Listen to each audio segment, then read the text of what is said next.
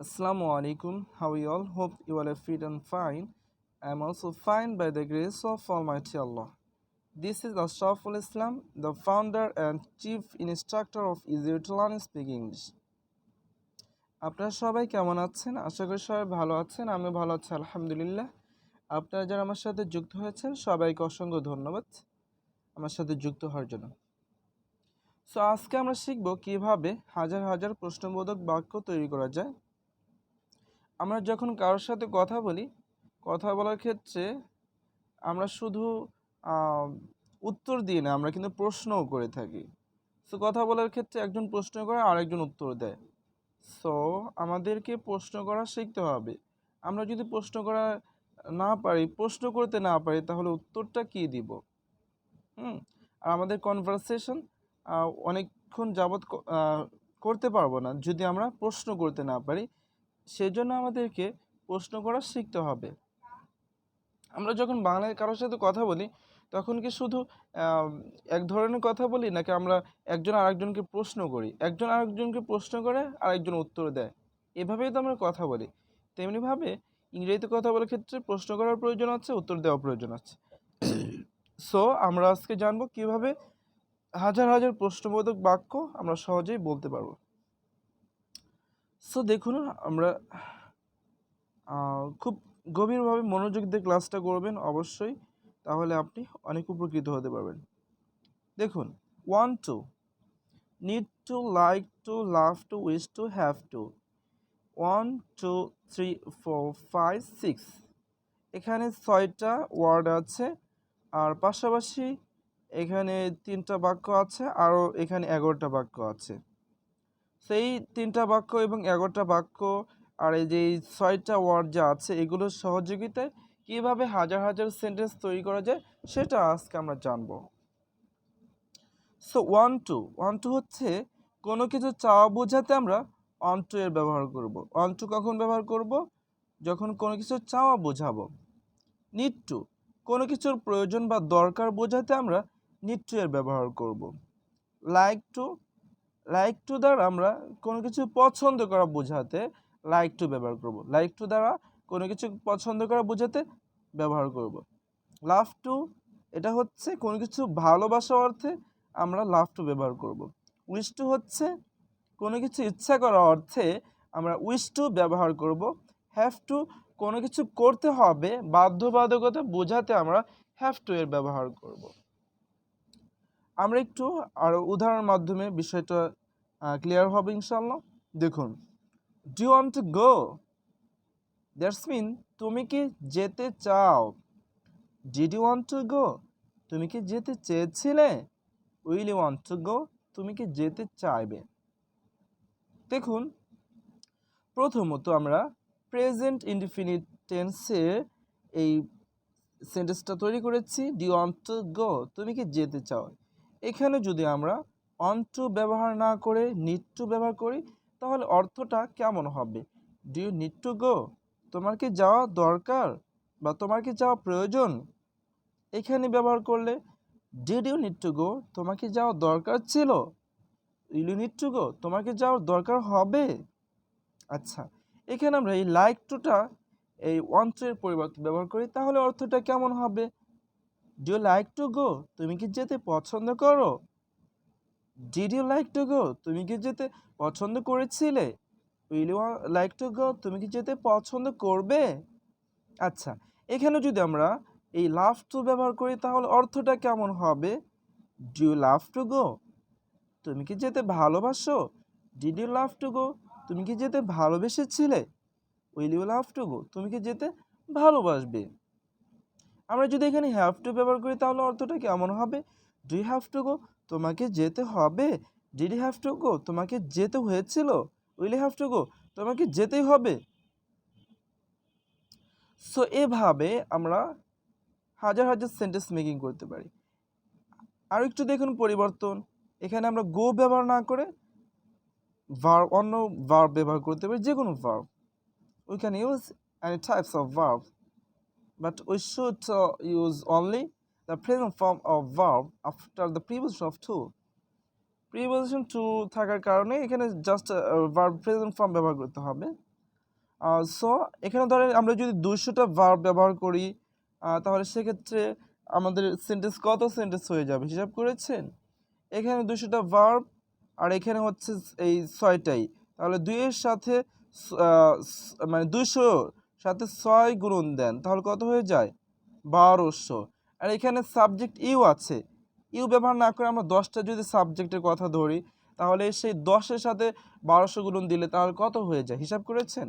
অনেক সেন্টেন্স হয়ে যায়। সেজন্য এই টেকনিকে আমরা কিন্তু এখানে ভার্ব এবং সাবজেক্ট পরিবর্তন করে করে নতুন নতুন সেন্টেন্স মেকিং করতে পারি। আরো নিচের দিকে দেখুন,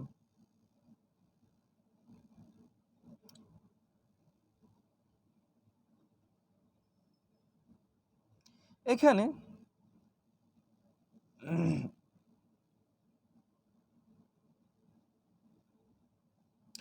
when do you want to go, আমরা কিন্তু এরকম ক্লাস করেছি একটা, গত ক্লাসে কিন্তু এভাবে বুঝিয়েছিলাম তাই না? সেটা হচ্ছে when will you go, why will you go, where will you go, how will you go, with whom will you go, before whom will you go, after whom will you go, to whom will you go, for whom will you go, without whom will you go, for what will you go।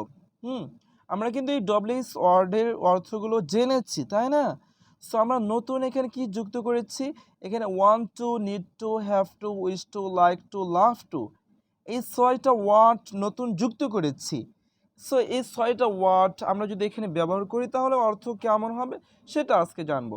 আমরা কিন্তু জানি যে when do you go মানে তুমি কখন যাও, why do you go তুমি কেন যাও, where do you go তুমি কোথায় যাও, ডু ব্যবহার করলে কি অর্থ হয় জানি, কিন্তু কিন্তু আমরা এখানে কি অ্যাড করেছি হচ্ছে want to, need to, love to, like to, wish to, have to, এই 6টা ওয়ার্ড আমরা এখানে যুক্ত করব, যুক্ত করে অর্থ বোঝার চেষ্টা করব। দেখুন, when do you want to go তুমি কখন যেতে চাও, why do you want to go তুমি কেন যেতে চাও, where do you want to go তুমি কোথায় যেতে চাও, how do you want to go তুমি কিভাবে যেতে চাও, with whom do you want to go তুমি কার সাথে যেতে চাও,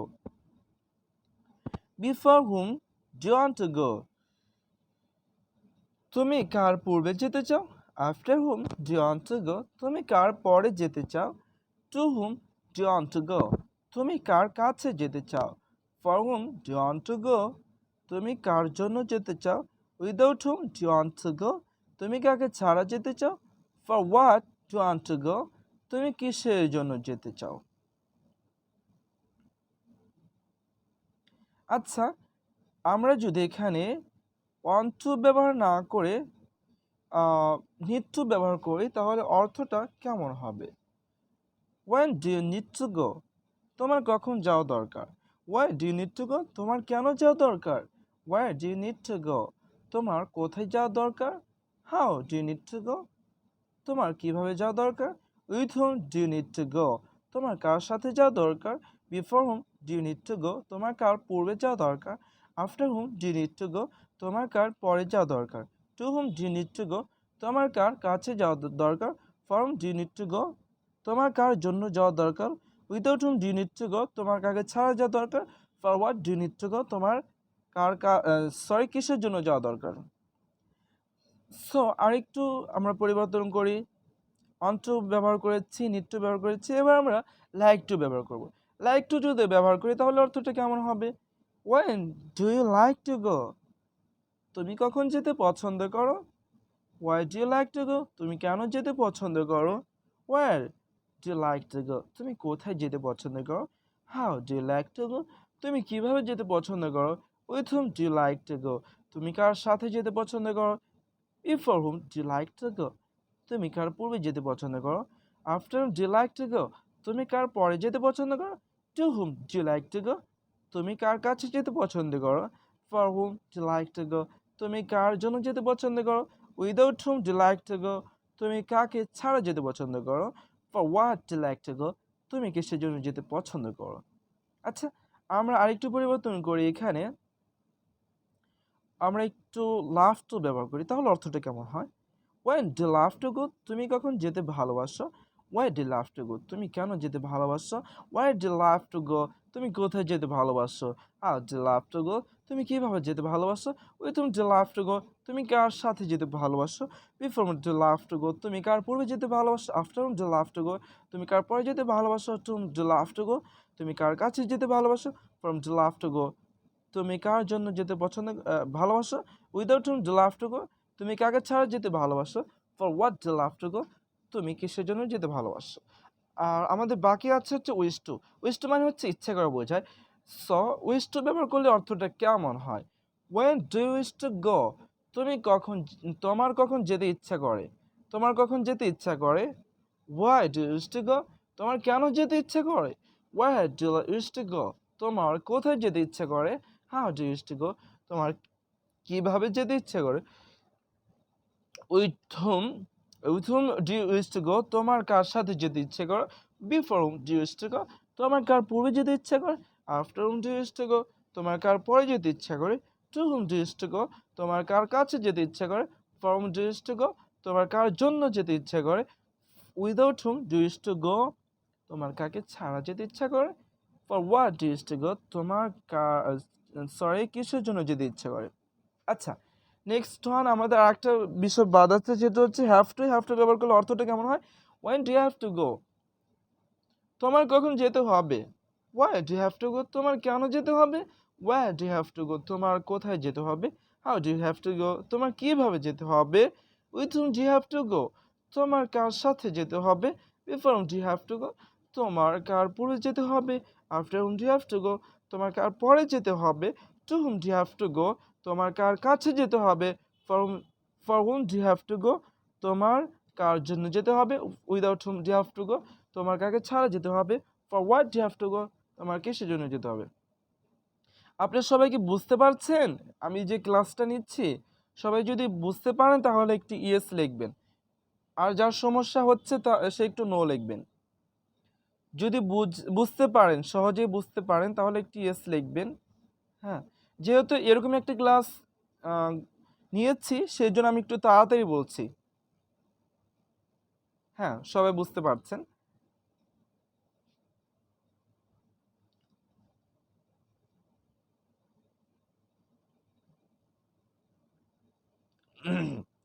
আচ্ছা দেখুন, আমরা এখানে যদি ইউ, সাবজেক্ট আছে কি ইউ, ইউ ব্যবহার না করে আমরা অন্য অন্য সাবজেক্ট ব্যবহার করতে পারি, তাই না? আমরা এখানে যে গো ভার্ব আছে, এই গো ভার্ব ব্যবহার না করে আমরা অন্যান্য ভার্ব ব্যবহার করতে পারি। আমরা একটু পরিবর্তন করি, তাহলে অর্থটা কেমন হয় আমরা একটু দেখার চেষ্টা করব।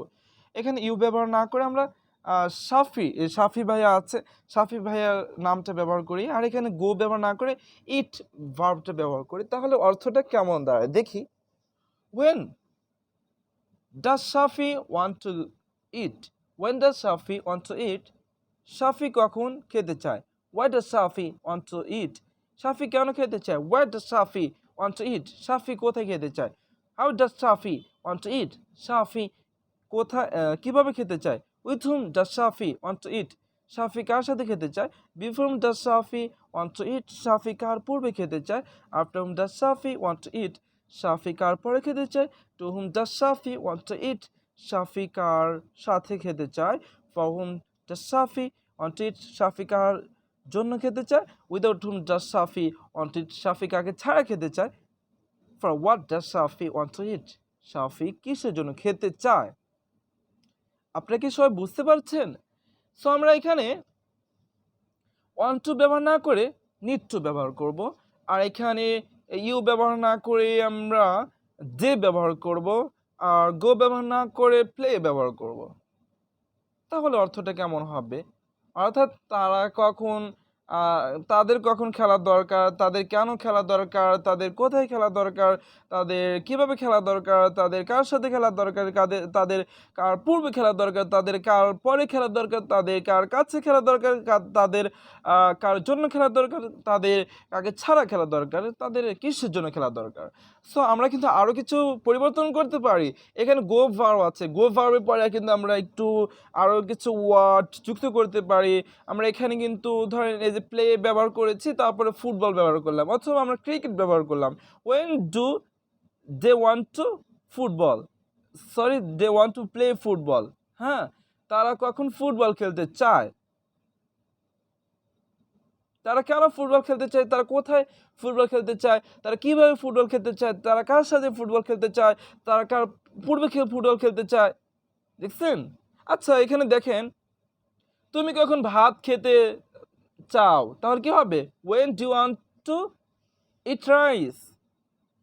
তোমার কখন ভাত খাওয়ার দরকার, when do you need to eat rice। তোমার কেন ভাত খাওয়ার দরকার, why do you need to eat rice।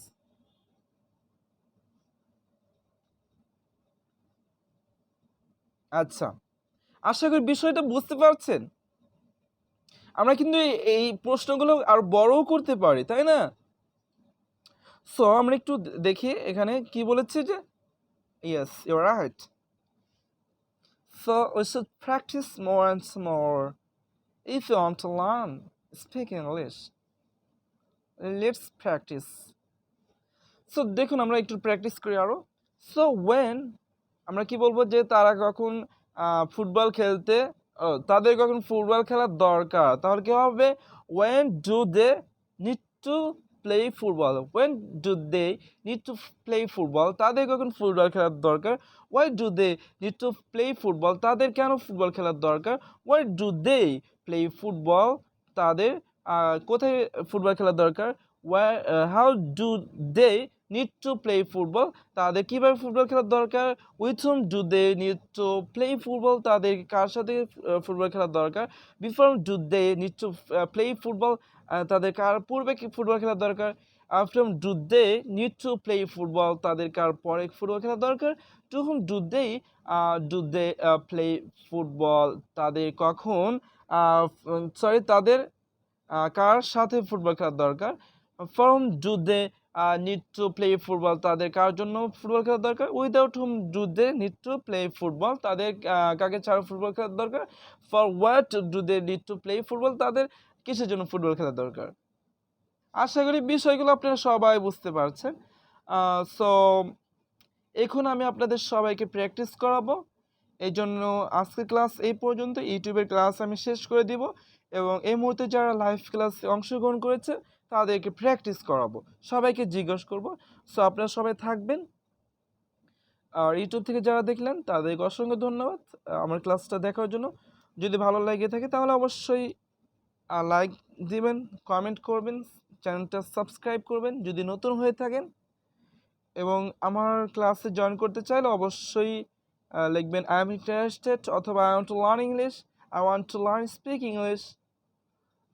So number today with love and best care for everyone. Thank you so much for watching my video. Allah Hafiz. Assalamu alaikum wa rahmatullahi.